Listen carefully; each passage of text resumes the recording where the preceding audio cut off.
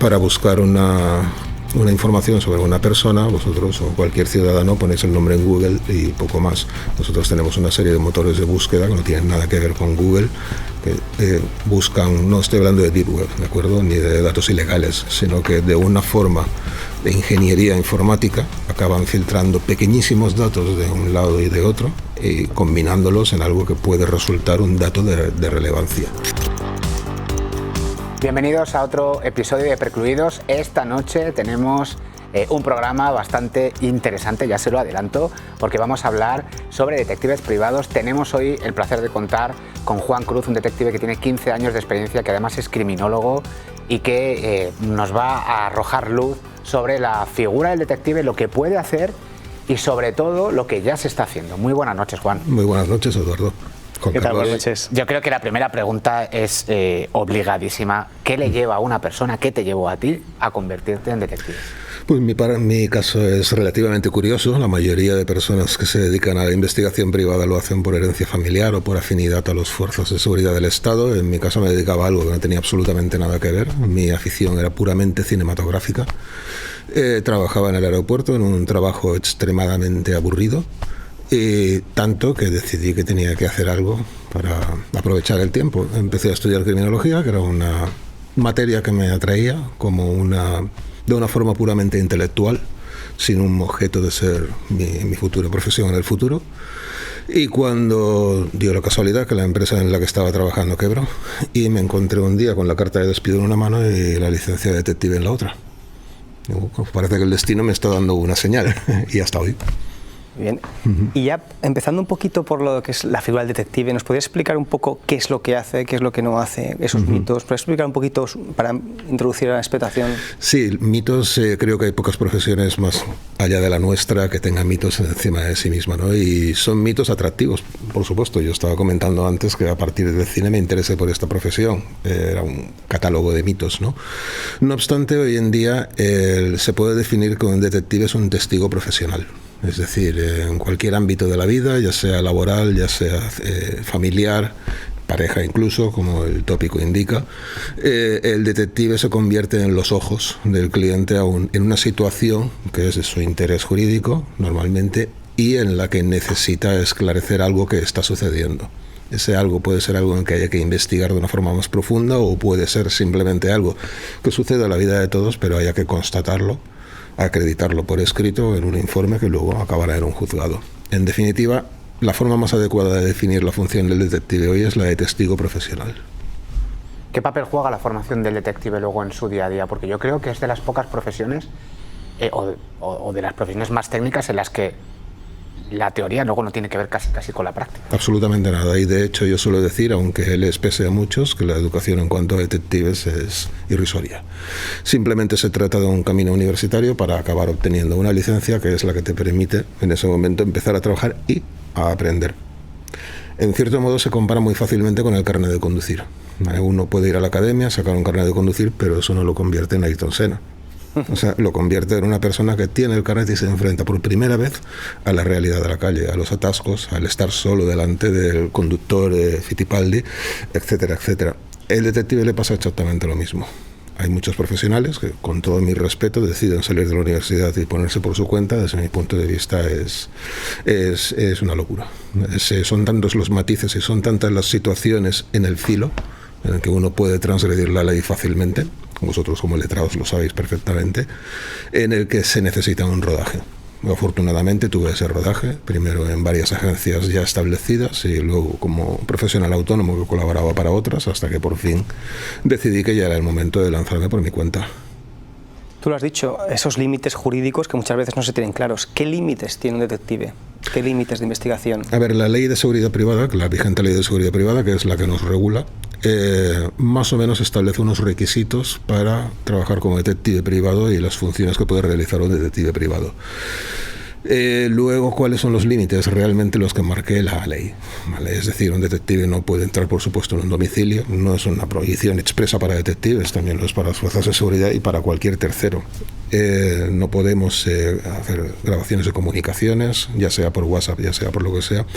En realidad, mientras sea información pública y aquello que pase en la vía pública, El detective puede acreditarlo, puede tomar imágenes de ello, siempre y cuando hay un requisito importante, que es que lo haga de parte de una persona que tenga un interés personal, directo, legítimo en el asunto que se está investigando. A partir de ahí hay una serie de protocolos burocráticos, pero bueno, eso ya no es un límite, ¿no? Digamos, es una forma de encauzar la profesión. Para la gente que nos está viendo, que le llama la atención esta profesión, ¿cómo lo tiene que hacer? ¿Quién nos regula? ¿Quién dice, quién nos da la habilitación para poder ser detectives? ¿Cómo funciona? Empieza todo en la universidad, uno hace un curso universitario, hay varios actualmente en los que sacan los créditos suficientes para convalidar la licencia de detective, la TIP, que se llama una tarjeta de identidad profesional que emite el Ministerio de Interior. A partir de ahí, pues lo que decía, o trabaja para terceros detectives, o monta su propio despacho, regulado por la Policía Nacional. Hay un departamento en el cual nosotros obtenemos allí una serie de pasos, de requisitos, y un cierto control, una cierta auditoría. La Policía Nacional regula, o más que regula, controla que esa regulación se cumpla, viene a nuestro despacho esporádicamente, verifica que todos los requisitos se cumplen y ante cualquier duda, ante cualquier situación, es también nuestro canal de comunicación con las autoridades. Vale. Juan Carlos ha hablado de límites, que yo luego es un tema que quiero comentar contigo porque quiero profundizar un poco más en la regulación que tenéis y un poco en lo que puede llegar a hacer, porque creo que sois de los profesionales menos utilizados, estáis infrautilizados. Sí, completamente. Pero, ¿qué cualidades, hemos hablado de las universitarias, pero qué cualidades humanas tiene que tener un detective? Pues ese es un punto importante, porque son mucho más importantes las cualidades humanas que las cualidades intelectuales, académicas. Lo que se aprende en la universidad pues está muy bien, toda información es fundamental, hay una parte importante de derecho, pero luego la realidad es que uno tiene que irse a un barrio, que puede ser tanto un barrio marginal como un barrio de clase privilegiada, y tiene que lograr hacer un trabajo sin ser detectado, sin alarmar a los vecinos, etcétera, etcétera. Y eso te lo enseña la experiencia. La experiencia y un poquito la astucia. El que uno tenga esa chispa, pues, y que sepa cómo hacerlo en cada uno de los entornos para lograr hacer su trabajo adecuadamente. No solo el entorno, sino también la finalidad. Es decir, cada finalidad uno persigue un fin, una cosa, un objetivo, y tienes que tramar un poquito el camino para conseguirlo, siempre dentro de la legalidad, pero siendo lo más útil posible, que sea todo el camino lo más útil posible para tus objetivos. Cuéntanos en alguna ocasión que hayas tenido que tirar de esa astucia. Sí, se me ocurre, por ejemplo, un caso, ya lo he comentado en otras ocasiones en prensa, pero es que este es uno de los... hablar, que sabemos que también tenéis secreto profesional. No, por supuesto, sin entrar en detalles. Una vez estábamos haciendo una investigación, todo esto fue no bastante antes, pero sí al inicio de la profesión, cuando la tecnología todavía no estaba tan insertada en nuestra vida diaria, y mucha documentación se imprimía. Esa documentación, todavía no había una legislación de protección de datos tan estricta como hay hoy, iba directamente a la basura. Entonces quería conseguir esa documentación. Era una empresa en un polígono de Mallorca, abierta prácticamente 24 horas, y tiran la basura en un contenedor que está justo delante. ¿Cómo lo haces para conseguirla? El camión de la basura pasa a las 11, a las 12, y a esa hora están abiertos, hay gente. Bueno, pues habrá que camuflarse de indigente. Entonces robé un carrito del Eroski, que tengo que decir que luego devolví. Con ese carrito y con ropa propia de un indigente, recorrí toda la calle. Cuando digo toda la calle, me refiero a toda la calle. Esa empresa, la gente que había ahí, no podían ver llegar a una persona, meterse a su contenedor y empezar a coger las bolsas que habían tirado 10 minutos antes. Había que hacer el teatro perfecto. Y el teatro perfecto quiere decir convertirte en ello. Convertirte en ello quiere decir recorrer toda la calle con el carrito, de forma que cuando llegue al suyo lo único que vean sea un indigente que está buscando chatarra para vender. Eso implica coger chatarra también, para que vean que el carro está lleno de chatarra, y en un despiste coger la bolsa en la que supones que estaba la documentación, y efectivamente en ese caso estaba. Es decir, el buen detective es el que evita ser detectado. Claro. Esa es la máxima, ¿no? Es decir, todo nuestro trabajo está basado en la discreción. Es una cosa muy habitual. Los clientes piensan que por ser detective tenemos una capa de invisibilidad a los Harry Potter. No es así. Tuve un servicio hace poco en una población de Mallorca, en Alcudia, en el casco urbano, es decir, calles peatonales donde no pasa absolutamente nadie. Y no lo supe hasta que el cliente no había contratado el servicio. Me tenías que haber dicho esto antes. De hecho, yo suelo preguntarlo, pero en este caso a veces los clientes no son un poquito reacios a facilitar información. Te contratan ellos, pero son reacios a ese punto. Total, el caso es que ese servicio no se pudo hacer, pero de una forma muchísimo más compleja, más complicada, invirtiendo muchísimos más medios, muchísimo más largo, porque nos tuvimos que centrar en horarios determinados. Pero claro, el cliente decía, haz la vigilancia en la calle. ¿Y qué hago? A los no 10 minutos, pero a la media hora, y no te digo a las 3 horas, va a llamar uno de los vecinos a la policía local. La policía local va a venir, fantástico. Yo me identificaré como detective y la policía local me dejará y se irá. Pero en ese momento, toda la calle y varios pueblos alrededor saben que hay un detective operando en la zona. Y como quieres que la persona que estamos investigando actúe con normalidad, para que podamos captar aquello que es lo que estamos buscando, es imposible. Entonces, aunque tengamos ese derecho a estar ahí, a hacer esa vigilancia, la discreción es la base, es fundamental. Has hablado de interés legítimo, que es una cosa importantísima. Nosotros, en nuestros respectivos trabajos, tenemos que explicárselo cuando alguien quiere contratar un detective, porque nosotros abogamos muchas veces porque las investigaciones se hagan así. Pero hay que decirle, no, mira, es que tú no puedes contratar cualquier cosa. Explícanos qué es esto. Básicamente quiere decir que haya un interés directo con el hecho que se está investigando. Es decir, hay un caso muy frecuente que sucede en nuestro despacho en el que una familia o un grupo de amigos quieren contratar un servicio porque la pareja de un amigo o toma drogas o le engaña o lo que sea, o le quiere directamente sacar el dinero, y se sorprenden cuando se les dice que no es posible. ¿Por qué? Estará moralmente justificado el asunto, pero legalmente no es tu asunto, no es asunto tuyo. Si esa persona quiere tener esa pareja, tú no eres quien para saltarte la voluntad de esa persona y contratar ese servicio. En la inmensa mayoría de casos la legitimidad es total desde el minuto uno que entra el cliente. Empresas para los trabajadores, o infidelidades, padres para hijos, divorcios, etcétera. Pero siempre hay normalmente no se entra en esta conversación porque cuando te dicen tengo un trabajador de baja, pues ya sabes que el cliente es la empresa y está legitimado y ya ni se toca. Pero en casos como ese hay que explicárselo y les cuesta entenderlo. Cuesta. ¿Y cuáles son los casos más habituales? ¿La contratación más habitual cuál es a día de hoy? Ahora mismo laborales, sí, laborales. Es un 70-75%. También un tanto importante en derivados del divorcio, pensiones compensatorias, alimenticias, drogas, etcétera. Y luego un 10% en el que la imaginación es el límite. Me voy a guardar ese 10% porque te vamos a preguntar, sí. Pero quiero ir primero al grosso. En el caso de las bajas laborales, absentismo, fraudes a las empresas y demás, ¿realmente la picaresca española está ahí? O sea, sí. ¿Pilláis a muchos? Prácticamente a la mayoría. O sea, cuando os contratan es porque casi seguro que hay algo ahí, ¿no? Hay que tener en cuenta que aunque sea una empresa grande, normalmente dentro de esa empresa la gente se conoce entre sí, conocen sus vicios, sus costumbres, sus manías, su familia, su entorno, su forma de pensar y de proceder, conocen todo. Entonces saben cuando una persona se da de baja, ya tienen una intuición, también el motivo de la baja, tienen una idea de si ese motivo de baja es auténtico o no. Entonces es cuando contratan nuestros servicios y nosotros pasamos a la acción, como decía antes, primero investigando, analizando el caso para ver qué es lo que se necesita, y a partir de ahí pasando a la acción. Y esa acción pues puede ver que efectivamente tenía razón el cliente o que estaba equivocado. Cualquiera de las dos cosas. Que estaba equivocado, como decía, la proporción viene a ser de 3 positivos de 4, un 75%. Y sí, picaresca, tal cual. O sea, la mayoría, cuando hay sospechas, efectivamente es una baja en fraude, ¿no? Fraude. Sí. Y aparte tenemos que tener en cuenta una cosa, el tiempo juega a nuestro favor.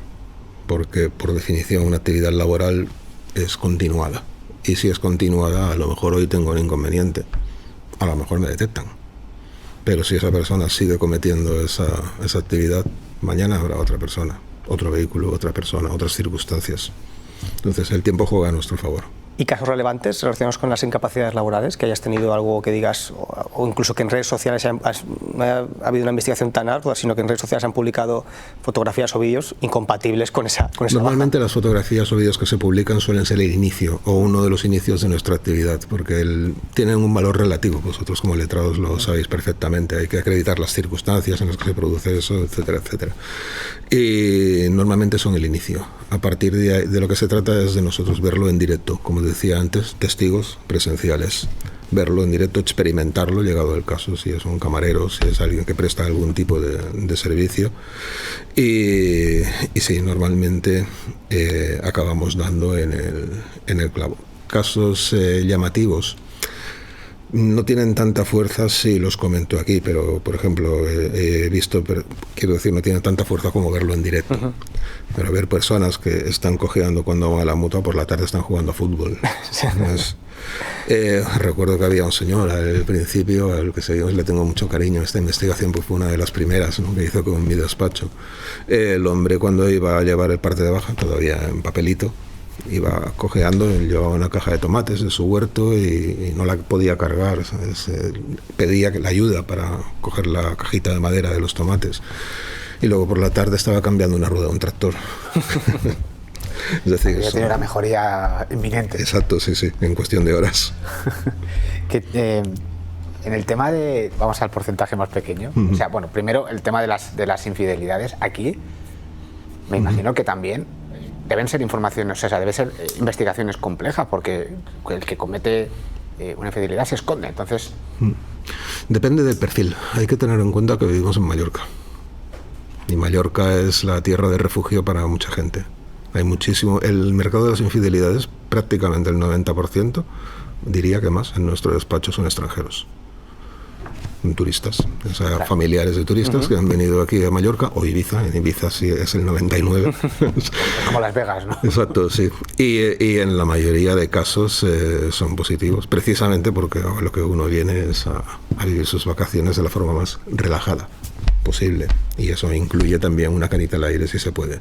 En el caso de Ibiza todavía es peor, ¿no? Es un 99% de infidelidades el trabajo allí en verano y es un 90% de positivo. Y además con mucha tranquilidad, porque uno no espera que se haya desplazado un detective hasta allí. Sí, la verdad que son positivos. En cuanto a la dificultad, pues hay de todo. ¿Vale? Hay desde gente, es decir, yo recuerdo un caso, unos míos, de un compañero, pero que le contrataron unos días y era a las 9 y a las 9:05 lo tenía completamente resuelto. En cuanto salió del hotel la persona. En otros casos es mucho más complicado, porque esa persona puede empezar a las 6 de la tarde una fiesta, ¿sabes?, y estar hasta las 6 de la mañana. Y no puedes perderlo, porque si lo pierdes, se acabó. El punto culminante es el final de la fiesta.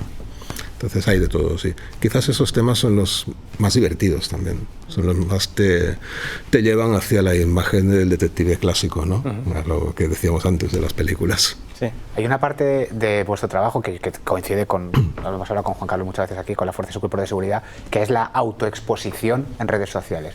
¿Os pasa que muchas veces, como decía Juan Carlos, el 90% o el 80% del trabajo es como, pero si te estás exponiendo tú solo? Sí. ¿Damos demasiada información?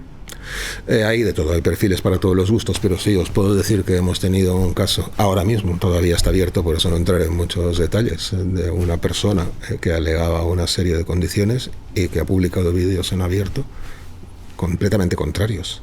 En abierto, además, ni siquiera es que haya habido que agregarla con un perfil ficticio ni nada de eso, completamente abierto. Falta de precaución, autoconfianza, exceso de confianza, es decir, la gente piensa que a nadie le interesa esto, salvo a mi familia, pero si lo pones en abierto puede mirarlo cualquiera. Hombre, al ser también vosotros una figura tan desconocida, entiendo que el que investiga muchas veces, cuando se entera, debe alucinar, ¿no? Es decir, me han puesto un detective. Y de hecho, una gran cantidad de esas ocasiones acabamos denunciados por coacciones, amenazas, revelación de secretos, etcétera, etcétera. Supongo que os consta. Sí. Tal como la denuncia llega o la querella llega al juzgado, va directamente archivada. Pero es la reacción inicial de mucha gente, sobre todo de aquellos que, porque si no han tenido nada que perder, lógicamente al final han ganado lo que fuera, se olvidan del tema. Pero claro, aquellos que son perjudicados por el informe, lo que quieren es desacreditar el informe a toda costa, y la única vía, o la última vía, es desacreditar al autor del informe. Y referente a la comunicación, hablamos de la infidelidad, volviendo a eso, ¿cómo es la comunicación con la pareja una vez es positiva? ¿Cómo se realiza? ¿Es difícil? ¿Es sencillo? ¿Cómo lo hacéis? No es difícil. Es difícil porque no sabes cómo va a reaccionar esa persona. Incluso he tenido en alguna ocasión que avisar a los compañeros de la Policía Nacional para que estuvieran al loro, al tanto de si esa persona podía cometer una barbaridad. Normalmente eso ya lo ves venir también. O sea, el papel de detective tiene un poco de psicólogo, un poco bastante de psicólogo, de ver quién tienes delante, cuáles son sus circunstancias, sus reacciones. Hay que tener en cuenta que cuando son temas de infidelidad, el cliente tiene que desnudarse delante del detective. Tendrá que reconocerme cosas o contarme detalles que a lo mejor no le ha contado a nadie. Entonces, esa afinidad, esa química hace que puedas estudiar bastante bien hasta dónde puede llegar tu cliente. Normalmente no es tan dramático. Normalmente hay gente que se pone a insultar a su pareja, hay gente que se exalta, hay gente que mantiene las formas, hay todos los tipos de gustos, pero sí, tienes que saber comunicar eso. Con el tema de las infidelidades estamos ante la figura clásica, ¿no?, de lo que la gente puede pensar más de lo que hace un detective, pero los detectives hacéis muchísimas más cosas. ¿Nos puedes explicar un poco el abanico de posibilidades que tiene la profesión? Sí, las infidelidades es lo que primero pregunta todo el mundo, porque está habituado a verlo: cine, televisión, novelas, etcétera, etcétera. No es lo más frecuente ni de largo. Lo más frecuente ahora son temas laborales, como ya hemos comentado antes. Los originados de los divorcios, todo aquello que suponga condicionar o poner unas condiciones en un acuerdo de divorcio o verificar el cumplimiento de este. Y luego siempre queda un 10% de servicios en los que, como decía antes, bromeando, la imaginación es el límite. Puede ser cualquier tipo de servicios. Yo de los que más he disfrutado de hacer fue un servicio en el que una chica se había prostituido y la familia quería saber exactamente qué estaba pasando aquí, y eso me llevó a una serie de aventuras, infiltrándome en varios de los peores prostíbulos de Palma, en la que llegué incluso a infiltrarme en la organización, a conocerlos, a saber todo por una casualidad, que prefiero no entrar en detalles. Pero fue una de esas experiencias que me llevó a la tumba cuando llegue el momento como detective, desde luego. A partir de ahí hay todo tipo de... Quizás lo más llamativo, lo que más te afecta como detective son las situaciones familiares, claro, como la descrita. Porque al fin y al cabo un tema laboral es dinero, al fin y al cabo. Pero estas situaciones familiares, otro caso, por ejemplo, fueron unos abusos sexuales en directo a un niño. Yo los estaba viendo directamente, pero en ese momento era algo tan disimulado, parte de un juego, que en ese momento estás más preocupado por la imagen, por la grabación, que no por lo que está sucediendo en sí en la cámara. Fue luego llegar al despacho y ver las imágenes y decir, esto no es un juego. Eso fue inmediatamente llegó al juzgado. Claro. ¿Cuál ha sido el caso que más te ha tocado a nivel emocional? Porque todos los que nos dedicamos a este tipo de historias tenemos algo en el corazón, Marco. El que comentaba antes, el de la chica en el prostíbulo, sin duda. Porque al final no era una cuestión de voluntad propia. O sea, no había inducción, no había, lo que había eran drogas, y eso no es penalmente relevante, no había nada que reprochar jurídicamente hablando, ¿no? Yo le aporté toda la información a la familia, todo, lo que se podía, prácticamente lo que no se podía, y tenía la sensación de que no había podido hacer más, pero es que no había más que hacer, porque no era una situación de una inducción o de una dominación de esa persona, ¿no? Simplemente lo que pude hacer es darle a la familia todo aquello que no sabían, qué era lo que había, la verdad de los hechos, con nombres, apellidos, con circunstancias, con lugares, etcétera, etcétera. Pero siempre me ha quedado ese gusanillo de ojalá hubiera podido hacer algo más. Tengo que decir que me consta que en los años sucesivos la situación cambió para bien, pero de una forma casual, o sea, simplemente porque ese fue el devenir de los hechos. Vamos a entrar en un tema más reivindicativo, porque yo creo que, lo he dicho al principio, que sois de los profesionales más infrautilizados. ¿dónde podemos utilizar un detective? Además de lo típico que ya todos tenemos en el imaginario, ¿dónde es donde puede llegar un detective que no se está usando ahora? Pues me voy a adelantar a otra pregunta que creo que tienes prevista, que es acerca del tema de Ibiza, ¿vale? Porque ese es exactamente la clave para responder a esta pregunta también. Creo que la seguridad privada y la colaboración con la pública es algo que ya nadie duda. En eventos deportivos hablo de seguridad privada, de vigilantes de seguridad. Incluso escoltas privados colaboran con los públicos, etcétera, etcétera. Pero el campo de la investigación privada y el de la pública no tienen ningún tipo de coincidencia. Empezando porque la ley nos impide que realicemos investigaciones penales, lo cual no deja de ser irónico. Por una parte, en la universidad se esfuerzan en enseñarnos derecho penal, derecho especial penal, procedimientos policiales, policía científica, sabiendo que no se va a poder operar con ningún tipo de actividad penal. En segundo lugar, las propias legislaciones europeas obligan, como decís, el compliance officer, a que cada día las empresas tengan investigadores acerca de los hechos penales que suceden en la empresa, pero los profesionales dedicados a la investigación no pueden operar en investigaciones penales. Es completamente absurdo. Hay unas limitaciones que no se comprenden de ninguna forma. Estuve en un evento en el que participaba un fiscal, Luis Lafont, si lo conoces, en el que decía, hablando de esta situación, ¿a quién beneficia esto? Pues solo hay una persona, a los malos.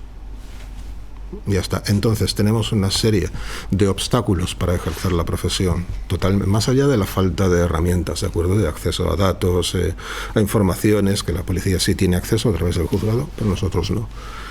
¿Pero a quién beneficia esto? ¿A la sociedad? No, si nosotros somos de los buenos, o sea, estamos del lado de la ley. El hecho de que se nos limite a nosotros esa actividad lo que hace es beneficiar a los que no están del lado de la ley.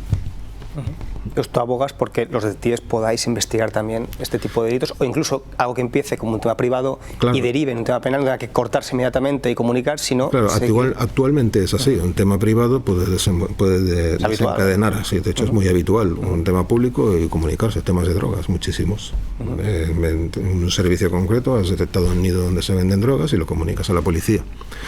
Pero la policía, hay un caso, por ejemplo, que resume muy bien esto, que es el delito de intrusismo. Es un delito perseguible de oficio. Sin embargo, la policía no tiene medios para ello, o tiene ya los medios que tiene, los tiene ocupados en otro tipo de delitos más graves. La administración elevó el nivel del delito al delito de oficio para darle una mayor importancia. Lo que ha hecho es saturar todavía más a las autoridades y la vía que había que podía investigarlo, cerrarla, porque no podemos hacer delitos de oficio. Entonces es un batiburrillo completamente inconsistente e incoherente entre sí. ¿Cómo es el papel del detective, por ejemplo, en el tema de desaparecidos, que se utiliza también bastante? Pues la verdad es que yo no he hecho ninguna investigación parecida a ese tipo y de hecho soy muy, como diría, negativo a ese respecto. Me consta que hay profesionales que las han hecho y me consta que han tenido éxito, pero si precisamente no tienes acceso a la mayoría de datos que te podrían dar una indicación de por dónde está esta persona, entonces ¿cómo vas a tirar del hilo? Es exactamente el tipo de investigación que podríamos realizar, pero en la que no hay herramientas reales para realizarlo. Quizá la crítica que hacéis es que solo os podéis basar en fuentes abiertas para investigar. Ese sería el punto a lo mejor que dices. Y aún así llegamos muy lejos, porque las fuentes abiertas que podemos manejar nosotros no son las mismas que podéis manejar vosotros o un ciudadano cualquiera. Dicho de otra forma, para buscar una información sobre una persona, vosotros o cualquier ciudadano ponéis el nombre en Google y poco más. Nosotros tenemos una serie de motores de búsqueda que no tienen nada que ver con Google, que buscan, no estoy hablando de Deep Web, ¿de acuerdo?, ni de datos ilegales, sino que de una forma de ingeniería informática acaban filtrando pequeñísimos datos de un lado y de otro y combinándolos en algo que puede resultar un dato de relevancia. Entonces, esas herramientas son las que empleamos para este tipo de servicios. Ahora, creo que la administración debería replantearse cuál es el papel del detective que quiere que juegue y replantearse si somos de los buenos o de los malos, simplificando mucho la cosa. Es decir, estamos al lado de la ley, de los defensores de la ley. Entonces, tendría que quizás abrirse un camino que facilitara ese camino. Pero claro, estamos hablando de una administración que la ley es del 2014 y todavía no hay reglamento. Entonces, si no hay reglamento, como para pedir caminos especiales. ¿Cómo confluye un detective o cómo encaja un detective en el ámbito de la violencia sobre la mujer?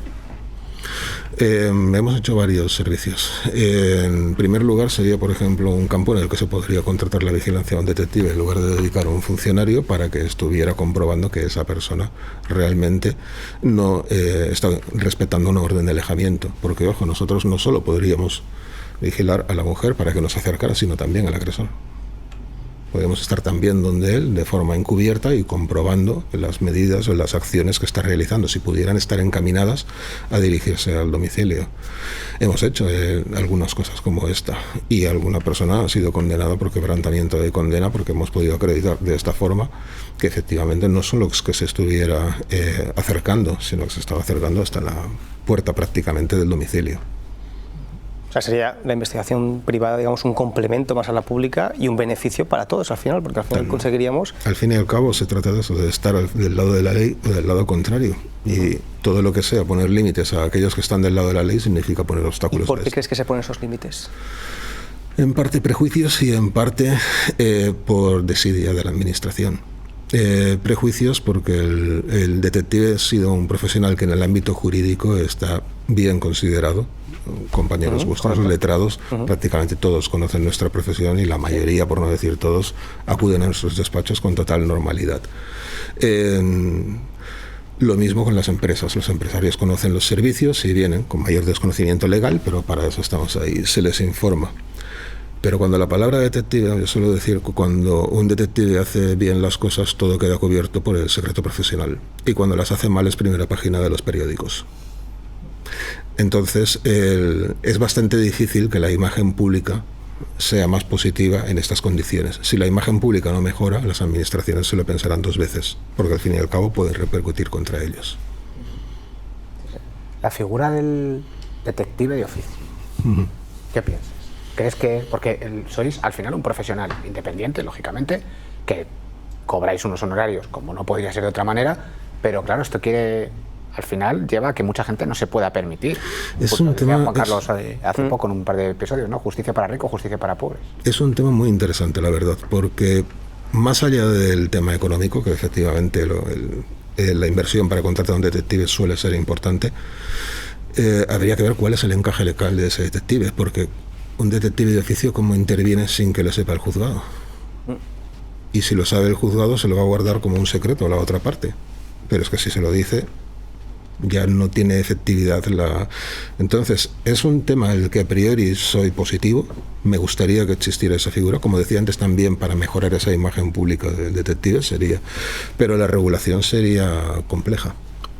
Es más, yo siempre he sido partidario de, quizás no es la expresión correcta de detective de oficio, pero creo que no pintamos nada en el Ministerio de Interior. Estamos ahí porque en el año 92 alguien consideró que había razones de urgencia para meternos en la Ley de Seguridad Privada del 92, y del 92 al 2025 pues no ha habido tiempo de sacarnos.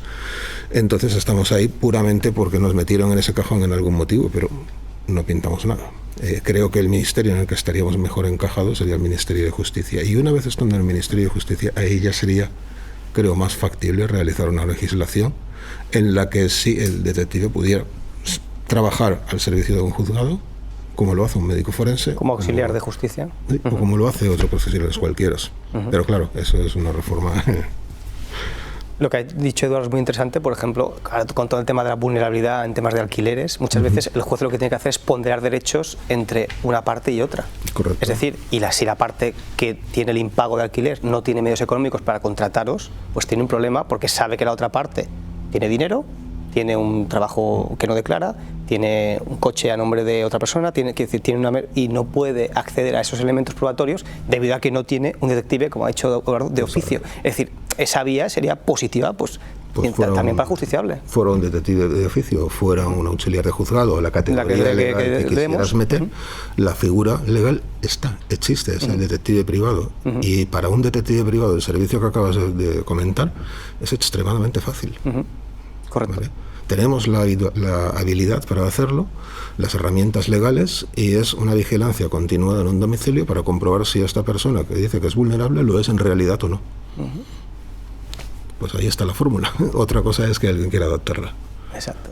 ¿Y por qué crees que no se adapta? Hay un tema, porque por ejemplo con los escoltas privados, cuando el terrorismo bajó y ya se bajaron los servicios, se les buscó una especie de reubicación, ¿no? Pero vosotros sois como los grandes olvidados en seguridad. Claro, es que hay que tener en cuenta que a pesar de que la palabra detective hace mucho ruido, pero en realidad no hay más de 1000 y pico licencias en la actualidad en toda España.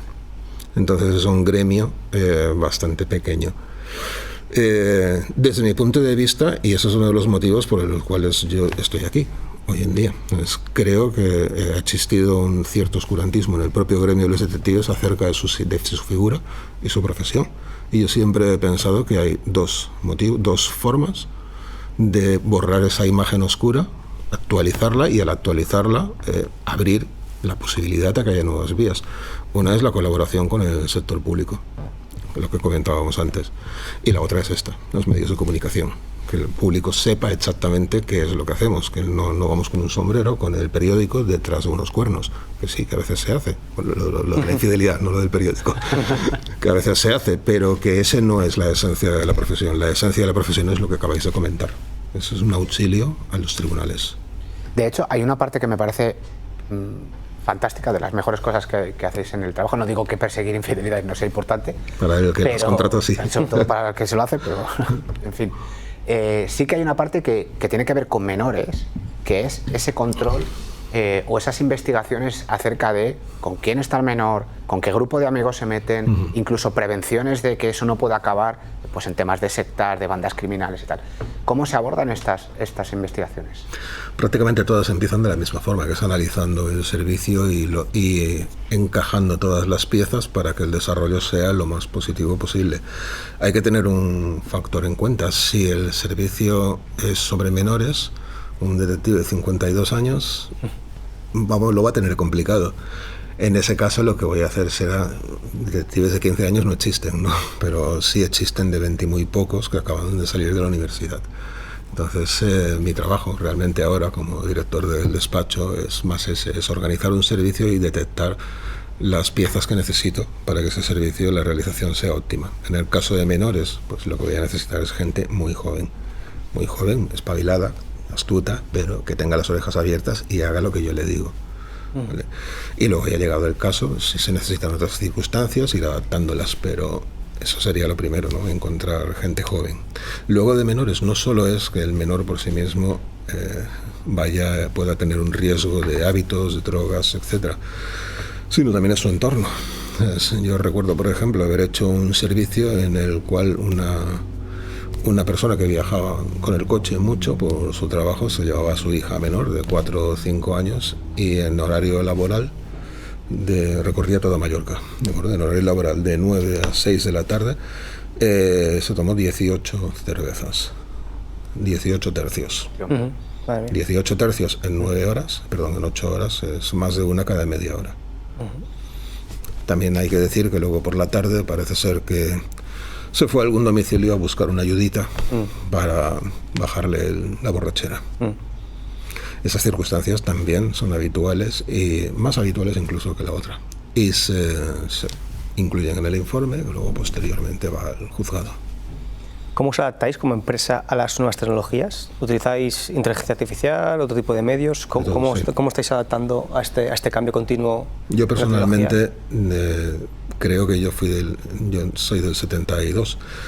Nací con la informática. La informática llegó en el año 80 y pocos a España y yo fui una de las primeras personas en tener un ordenador, así que las tecnologías siempre se me han dado bien y siempre he ido a remolque de las tecnologías. Cuando entraron las redes sociales, Internet se volvió algo gigantesco, aprendí en el tema. Ahora tengo una compañera de despacho que es una especialista en lo que llamamos OSINT. OSINT es lo que decía antes, investigación informática básicamente. Y ahora estamos adaptando la IA. La IA la adaptamos de momento más a la funcionalidad del despacho, ¿vale? Es decir, a cómo lo puede hacer una gestoría o cómo lo puede hacer cualquier otro comercio. Si llegará un momento en que la IA tendrá su relevancia porque podrá hacer esos protocolos de investigación de forma automática, pues no me cabe duda que llegará. Y cuando llegue lo tendremos adaptado por él. Claro. Todo el tema de nuevas tecnologías, porque claro, cuando hablamos de menores y tal, evidentemente ya es impensable no ver un menor o un adolescente con el teléfono pegado en la cara. Correcto. ¿Cómo investigáis esas cosas cuando se tratan de padres que están preocupados por el uso que hace, en qué grupo está? O qué... Si no tenemos nosotros los medios para hacerlo, afortunadamente tenemos relaciones con varios despachos a nivel nacional e internacional incluso, y a nivel nacional hay auténticas autoridades, hay auténticas referencias en el mundo de la investigación tecnológica, tanto en Sevilla, que son el despacho con el que nosotros colaboramos habitualmente, Madrid, Zaragoza, hay verdaderos expertos en la materia. Entonces, si nuestros medios no llegan, hablamos con estos compañeros y siempre hay una forma. Siempre hay una forma. La informática es tan compleja que uno puede pensar que Instagram se acaba en la foto y poco más, y eso no es ni siquiera el inicio, ese es el 0,001% que ve el usuario final, pero no es lo que hay detrás. Entonces hay un montón de tecnologías y de formas, sería demasiado complejo, es más, yo no podría hacerlo, es porque no tengo los conocimientos suficientes, pero sí, hay formas de investigar prácticamente cualquier cosa. De hecho, tengo un compañero, hizo una investigación, prefiero no decir su nombre, aunque lo conocéis perfectamente, y hizo una investigación acerca de un acoso online y localizaron a la persona en otra comunidad de España. Fuera de toda duda, se obtuvieron pruebas digitales, huellas digitales de que los comentarios habían salido de un ordenador concreto, etc., y esa persona fue condenada después. Es que hay gente que se piensa que por estar detrás de una pantalla se vuelve anónima de repente y no se da cuenta que hay un rastro digital que a veces es mucho más contundente, ¿no? Y hay que tener en cuenta una cosa, nadie es perfecto, ¿vale? Entonces, no sé si os acordáis del caso de Nani Sets. Refréscanos un poquito. Nani Sets era un pederasta español que producía material de pederastia y la policía estuvo mucho tiempo detrás de él. Él trabajaba en una empresa informática y cambiaban sus ordenadores. Cada vez que se conectaba o subía contenido, lo hacía de ordenadores diferentes, porque eran los de los usuarios que llevaban sus ordenadores a reparar. Entonces, con los conocimientos de informática que tenía y cambiando los ordenadores, era prácticamente indetectable. Hasta que un día bajó la guardia y se conectó, teniendo una conexión ficticia o manipulada, se conectó para ver su correo electrónico. Eso fue el inicio, ¿no? En su correo electrónico, y a partir de ahí le sorprendieron. Como decía, al final nadie es perfecto, y si tú estás haciendo una investigación, tampoco el detective, ¿de acuerdo? Pero el investigado tampoco. Entonces, siempre va un momento u otro, a no ser tan perfeccionista, a bajar la guardia, y normalmente la gente no es así. ¿Vale? Hay de todo, pero lo normal es que al final se acabe detectando a la persona. ¿Os ha pasado que os han detectado a vosotros alguna vez? Sí, claro. No somos ¿Cómo lo llevas? No somos Cuando viene invisibles. la persona y dice, ¿qué estás haciendo? Pues en mi caso me detectaron hace poco y me di cuenta yo, porque yo tengo una ventaja, yo siempre estoy observando al investigado del amino. Entonces yo me daré cuenta de sus reacciones antes que él. Entonces sí, me fui a un colegio inglés de Palma. Pegas. Pego. Por eso fui. Te puedes meter. Por eso fui. Y cuando entré en el colegio me abordó y me preguntó qué estaba haciendo, y yo me hice el loco y le hablé en inglés. Así que se fue muy confundido. Claro, no le cuadraba nada, ahora ya lo sabe, le mando un saludo. Pero no, en aquel momento nada, sí que hemos vivido otras situaciones más arriesgadas. Yo he sido agredido físicamente. Claro, es que es lo que te iba a decir, o sea, esto te lo tomas un poco así porque sabes salir, porque lo que tú decías, tenéis astucia. Claro, sí, pero hay veces que la gente puede perder los papeles. Claro, en una de esas vigilancias que comentaba en el servicio de esta chica, me vieron vigilando en las inmediaciones de un prostíbulo, de lo peor de Palma, y no les hizo gracia. Claro. Y menos mal que soy un tipo grande, pero aún así me fui con un par de regalos.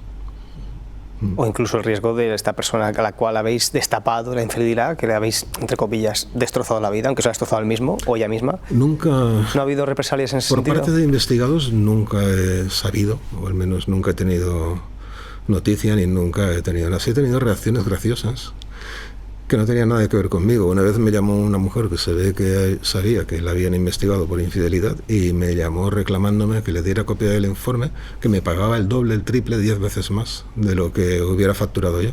Y yo no sabía ni de qué me estaba hablando. No era yo. Supongo que se había convencido que era nuestro despacho, pero no lo era. Y aunque lo fuera, lógicamente sería un delito el aceptar esa propuesta. Sí, porque hay que recordar, que tú lo harás mejor que nosotros, que los detectives no solo es que tengáis que pasar una formación, una habilitación, que estéis supervisados por Policía Nacional, sino que además la propia Policía Nacional hace un control bastante estricto sobre las investigaciones que lleváis, cómo guardáis la documentación. Cuéntanos cómo es esto. Bien, la Policía Nacional, nosotros tenemos una serie de requisitos para mantener esa documentación en custodia, secreto profesional, etcétera, etcétera. Como cualquier ciudadano, si ellos detectan algún tipo de irregularidad penal, pues nos investigarán. Pero vienen esporádicamente, es decir, yo tengo un libro en el despacho, se llama el libro de registro. En ese libro se apuntan los datos esenciales de cualquier investigación. De forma esporádica, anualmente, normalmente, cada más, el grupo de seguridad privada acude a nuestro despacho y verifica que toda la documentación, tanto mía como de los detectives dependientes, que podamos tener al despacho, es correcta, y luego nos piden el libro de registro y verifican que todas las inscripciones están realizadas de forma correcta. Básicamente quiere decir que es una forma de prevenir que yo puedo hacer una investigación al margen de... Cuando yo salgo a la calle, sí, como decía antes, viene la policía y inician, ¿quién es este señor? Bueno, soy detective, estoy haciendo la investigación. Llegado el caso, podría el juez o la propia policía pedirme el contrato y decir, justifíqueme usted que usted estaba en este punto por una investigación plenamente legal. Pues sí, mire, aquí está el contrato del cliente y aquí está inscrito en el libro de registro. Fantástico, no hay problema. Esto es lo que manda el protocolo. Si no estuviera en ese libro de registro, se habría una irregularidad. ¿Existe intrusismo en vuestra profesión? Sí, y de hecho en el caso de Mallorca más. Primero porque nuevamente vamos a la parte legislativa. Nos definen como los encargados de la investigación privada en instancia de parte, pero en la práctica eso no tiene una relevancia, un límite para otros profesionales. Es decir, existen agencias alemanas en España que ejercen sin poder hacerlo porque no tienen la licencia española, que es mucho más exigente que la alemana. Sin embargo, ellos escudan en la libertad de empresa en el territorio europeo, lo cual es cierto, pero aquí se necesita una titulación específica. Y luego hay otros campos donde también la propia legislación favorece hablaba antes del compliance. O sea, el compliance lo que pretende es meter un investigador penal dentro de las empresas, cuando los investigadores, que la propia ley marca como tales, tienen la exclusividad, pero no se aplica, porque la propia ley les está poniendo por delante a los compliance. Entonces, como decía antes, cuando se intenta legislar tanto y de forma tan profunda, lo que se acaba teniendo es un batiburrillo en el que hay completas incoherencias y contradicciones entre sí. Vosotros tenéis un desfase normativo brutal, tú lo has dicho, sí. Una ley súper antigua, un reglamento que ni siquiera se ha inexistente. Exacto, iba a decir que ni siquiera se ha puesto encima de la mesa, no sé, mucho menos consensuarlo. Con todo este problema legislativo, ¿cómo ves la profesión en los próximos años? Tengo curiosidad por la IA, por las tecnologías, porque la repercusión que va a tener en la vida en general es enorme, y en nuestra profesión también. Me pregunto, además hay otras circunstancias que también van a promover una evolución del mercado, es decir, de cada vez es más difícil entrar con el coche en las ciudades. El coche para nosotros no solo es un medio de transporte, es un refugio. Es donde tienes tus herramientas, es el lugar desde donde haces la vigilancia discretamente. Si no puedo entrar con el coche, seré mucho más fácil de detectar. Si soy más fácil de detectar, solo me queda cambiar de persona frecuentemente, y eso encarece el servicio. Es decir, es entre la inteligencia artificial, los medios técnicos, saber cómo derivan, porque van a traer mucha cola, y las propias circunstancias evolutivas de la ciudad, del entorno. Tengo curiosidad por cómo serán los próximos, a 10 años vista, la profesión. Habéis hablado antes de, no quiero irme con el tiempo, de Ibiza, y ahí me queda un poco descolocado. Sí, a ver, cuéntate esto, que no tiene que quedar fuera. ¿Qué es lo que ocurrió allí? A ver, la historia empieza. Ibiza se ha convertido en un experimento sobre detectives y ha demostrado su función, la tremenda función pública que tienen. Esto empezó en el año 2021, cuando justo después de la pandemia, 21, ¿verdad? La pandemia fue en el 20, sí, pospandemia 21. En Ibiza se generó un problema de orden público. El problema era que al estar en aquel momento, en el verano del 2021, las discotecas cerradas y los locales de restauración que había abiertos estaban sometidos a unas medidas restrictivas muy fuertes, tanto de alojamiento como de distancia, como de aforo, etcétera, etcétera. Las leyes aplican para quien las cumple. Entonces, quienes no las cumplieron contrataron villas en el monte, en medio del campo, y organizaban fiestas ilícitas ahí, en las que se reunían 200, 300 personas sin absolutamente ningún tipo de control, ya no de COVID, sino control de ningún tipo. Drogas, exceso de aforo, falta de medidas de seguridad, etcétera, vulnerando todas las legislaciones habidas y por haber. El Consell de Ibiza pensó: tenemos un problema, el índice de COVID está disparado, en Ibiza era el más alto de Europa. ¿Qué podemos hacer? La policía no puede intervenir porque son villas privadas. En cuanto llega a la puerta, le dicen: no, esto es una fiesta privada, usted aquí no tiene nada que hacer. Entonces la policía no podía entrar. Aparte, que ¿qué van a hacer? Entrar de uniforme, o sea, comprar una entrada y entrar a la fiesta. Y alguien con muy buen criterio en el Consell se le ocurrió que quizás los detectives podrían hacerlo. Contactaron con varios despachos, el mío fue el elegido, y se nos puso a disposición de las fuerzas y cuerpos de seguridad, en el sentido que los detectives tenían otro ámbito regulatorio. Nosotros sí podíamos comprar las entradas, ir de paisano. Entonces, simple y llanamente nos hicimos pasar de clientes por clientes. Empezamos a frecuentar las zonas de fiesta de Ibiza. Al final nos acabaron captando y nos proponían acudir a estas fiestas. En estas fiestas, desde el momento en que tú compras una entrada, deja de ser una residencia privada. Ya es un lugar en el que se está desarrollando un evento de pago, con lo cual ya podíamos entrar. Y una vez dentro, con cámaras ocultas y con nuestras tecnologías, analizábamos todo el sitio, o sea, tomábamos imágenes de los responsables, de los organizadores y de todo. Y todo ello después se incluía en un informe, y ese informe se facilitaba a las autoridades. Las autoridades necesitan una denuncia. ¿Qué mejor denuncia hay que un informe profesional? Ese fue el inicio de la historia. A partir de ahí, el experimento se mantuvo, se consolidó. El Consell ha licitado los servicios de detectives anualmente desde el año 2021. Este año ya no licitó para las fiestas ilegales porque ya no había necesidad. Ya, digamos, había evolucionado y ya se había acabado con el problema generado en ese momento.